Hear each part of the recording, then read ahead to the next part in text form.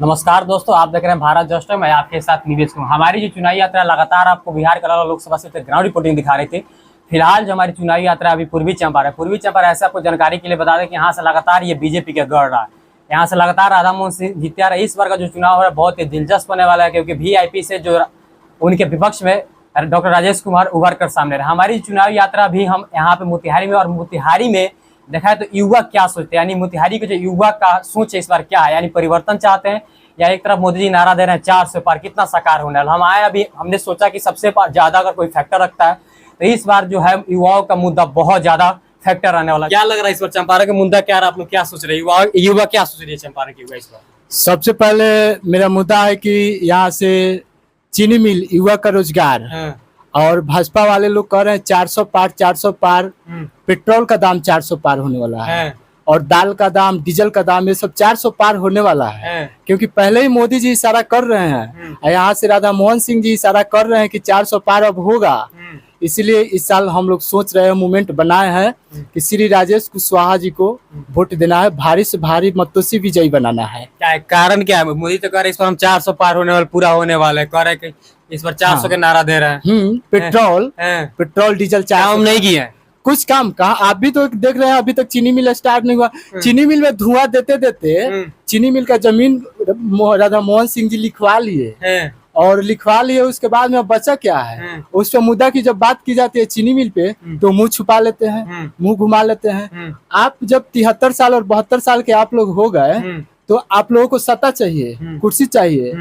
युवा 22 साल का नौजवान हो करके और 4 साल में आर्मी बन के वापस आ जाएगा। ये बहुत, इन लोगों का ये बहुत अच्छा काम किए हैं। इसीलिए इस साल हम लोग बीजेपी तो कह रहा है कि बहुत काम किए, फ्री में राशन दे रहा है, उसके बाद उज्ज्वला योजना आया, हेल्थ कार्ड दिए। बीजेपी लगातार नारा दे रही है इस बार हम 4 लाख पार होने वाले। यहाँ पे राधा मोहन सिंह कह रहे हैं कि हम 4 लाख पार हो, बीजेपी कह रहे हैं 400 पार होने वाले। हाँ, देश आगे जा रहा है, कह रहा है लगातार। हाँ, 4 लाख से राधा मोहन बाबूजी हारेंगे, ये तो हमें भी पता है, क्योंकि राजेश कुशवाहा जी जीत रहे हैं, एकदम बौखला गए हैं। और मोदी जी कह रहे हैं कि राशन दे रहे हैं, तो हमको राशन नहीं चाहिए, हमको रोजगार चाहिए। मुझे रोजगार चाहिए।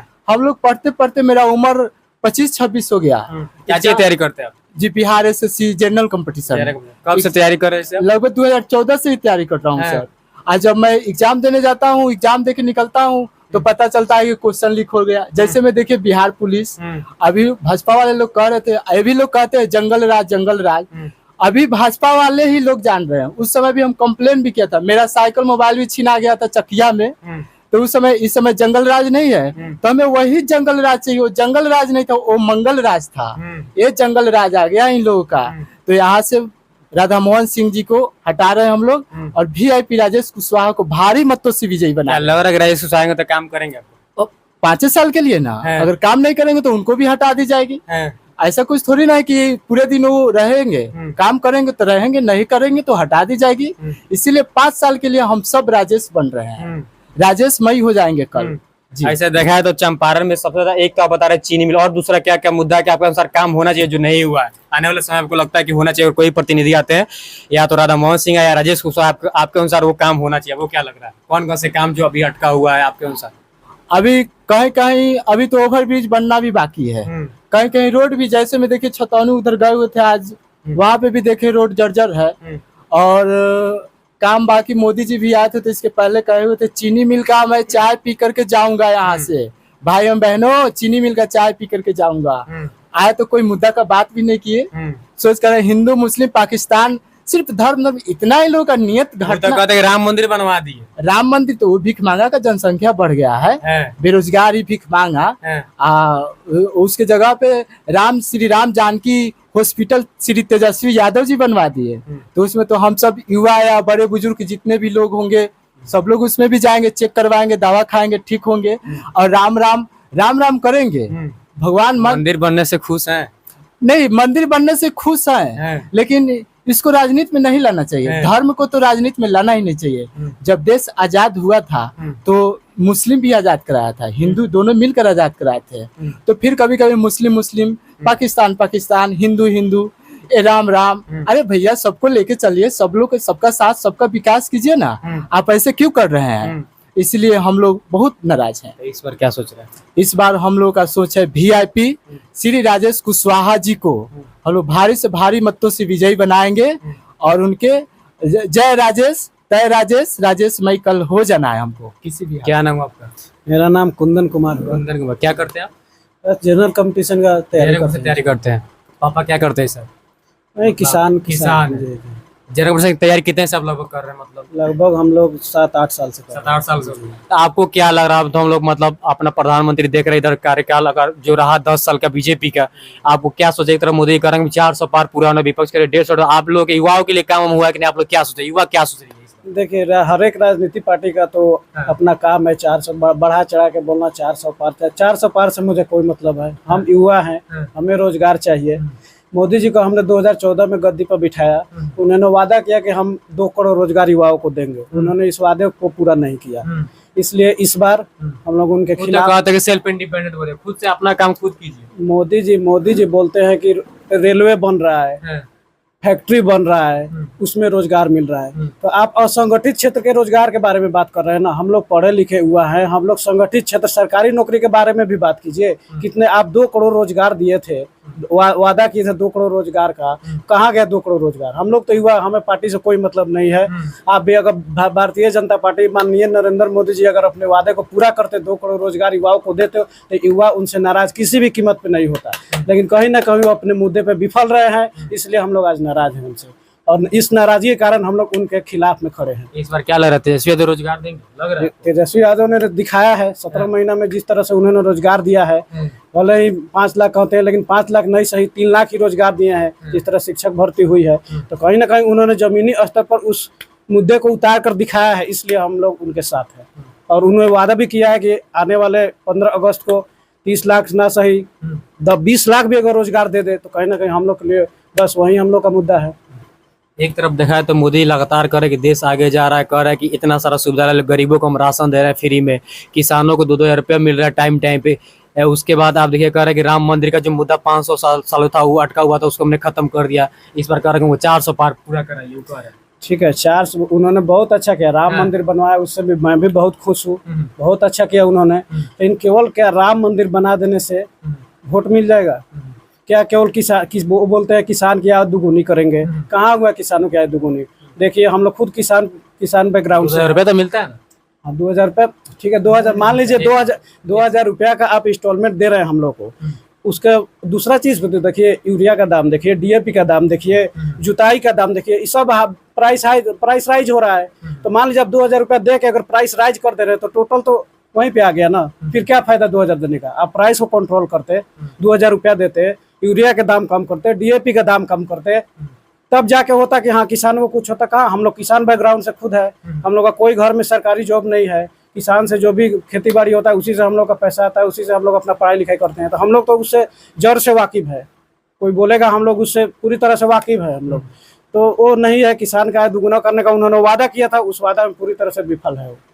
इस बार देखा तो चंपारण में यहाँ से तो अब तो प्रचार प्रसार खत्म भी हो गया। एक तरफ से राधा मोहन सिंह आ रहे हैं कि चंपारण बीजेपी का गढ़ रहा है, 9 से लगातार जीतते भी आ रहे हैं। ये इधर से 9 में जीते, 14 में, तो 19 में जीते लगातार। और दूसरी तरफ से राजेश कुशवाहा आ रहा था। वो क्या लग रहा है कि लड़ाई कितना दिलचस्प होने वाला है? कि लड़ाई होगा थोड़ा बहुत? हाँ, लड़ाई दिलचस्प है यहाँ पे। और हम लोग भी मतलब कि थोड़ा राजनीतिक बैकग्राउंड रहे हुए हैं, थोड़ा राजनीति में इंटरेस्ट है। तो इस हिसाब से जैसे मतलब कि यूपी का माहौल देखिए, यूपी से पहला चरण से लेकर आज 5वें चरण तक आ गया है। तो यूपी में एक तरह का देखिएगा तो बदलाव का माहौल है, और वह बदलाव का हवा कहीं ना कहीं बिहार में भी इंटर कर चुका है। तो कहीं ना कहीं हम लोग बदलाव का एक माहौल देख रहे हैं, बदलाव का हवा देख रहे हैं, और इस बार लगता है कि बदलाव होगा। अच्छा, यहाँ पे चंपारण का जो लोकल मुद्दा है, आप तो बताते बेरोजगारी, युवाओं का मुद्दा, बेरोजगारी, बताया कि मोदी जी काम नहीं कर। चंपारण का जो लोकल मुद्दा है, कौन कौन सा मुद्दा रहने वाला है इस पर चुनाव में फैक्टर रहेगा? देखिए, बेरोजगारी का जो मुद्दा तो कभी किसी भी चुनाव में हावी रहता है। दूसरा मुद्दा है लोकल, अगर स्तर पर देखें तो एक चीनी मिल का मुद्दा है। चीनी मिल बहुत, यानी मोदी जी आए थे कहा था कि चाय पी के जाए, पिछले बार बोले थे कि नहीं गए। तो कहीं ना कहीं चीनी मिल का जो मुद्दा है वो हावी रहेगा। माननीय राधा मोहन सिंह जो यहाँ से लगभग लगातार 20 से 25 सालों से सांसद रहे हैं, उन्होंने इस मुद्दे को पूरी तरह से नजरअंदाज कर दिया। तो कहीं ना कहीं युवा में और स्थानीय लोगों में भी उनके खिलाफ एक रोष है।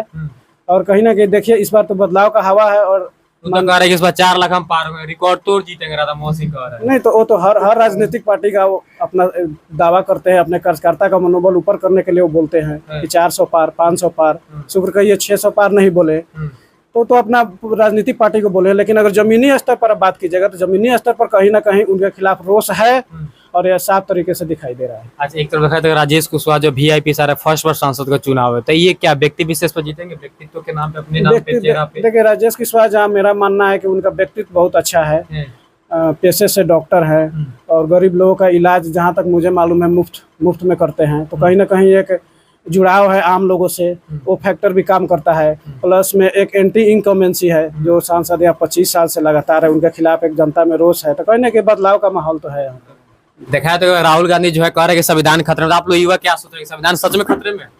देखिए संविधान सच में खतरे में है। सांसद देखिएगा, माननीय भाजपा के सांसद लोग खुद अपना खुद बाइट दे रहे हैं मीडिया के सामने कि इस बार अगर 400 पार आए तो संविधान में हम बदलाव करेंगे। साफ संकेत भाजपा के सांसद लोग दे रहे हैं। तो इस आधार पर विपक्ष बोल रहा है कि संविधान खतरे में है। कहीं ना कहीं जो रवैया है भारतीय जनता पार्टी का, अब आप देखिए चंडीगढ़ मेयर चुनाव आप देखे होंगे, जिस तरह से अनिल मसीह ने 34 वोटों को जिस तरह से इनवैलिड करार दिया वो जग जाहिर है। तो कहीं ना कहीं और साथ में भाजपा के सांसद बोल रहे हैं कि 400 पार आया तो हम लोग कुछ बदलाव करेंगे।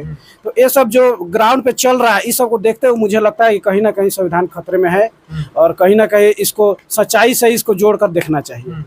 एक बार देखा जाए तो जो ये इंडिया गठबंधन लगातार महंगाई का मुद्दा उठाते करेगा, हम आते हैं तो महंगाई कम करेंगे, जो गैस सिलेंडर का दाम 1000 जो है 500 में करने वाला है, तो क्या लग रहा है कि महंगाई का मुद्दा इस बार फैक्टर रहने वाला है? बिल्कुल फैक्टर रहने वाला है। महंगाई बढ़ा हुआ है जी, बिल्कुल बढ़ा हुआ है। आप देखिए ना, चुनाव शुरू होने से अप्रैल में चुनाव शुरू हुआ, मार्च में CSDS ने पूरे भारतवर्ष में सर्वे कराया। CSDS में महंगाई 48% मुद्दा रहा पूरे भारतवर्ष में, 55% बेरोजगारी मुद्दा रहा। CSDS का आंकड़ा है, मेरा आंकड़ा नहीं है। तो उस दो आंकड़े में 2% भी तो रिपोर्ट दिया कि 85% बेरोजगार है। तो IOT का तो अंतर्राष्ट्रीय स्तर पर उसका रिपोर्ट आता है, लेकिन CSDS जो अच्छा रेपुटेड एक सर्वे कराता है, तो उसने सर्वे कराया चुनाव से लगभग 20 या 1 महीने पहले, तो उसमें बेरोजगारी और महंगाई 2 प्रमुख मुद्दे उभर कर सामने आए हैं। तो निश्चित रूप से महंगाई को नकारा नहीं जा सकता है। जी।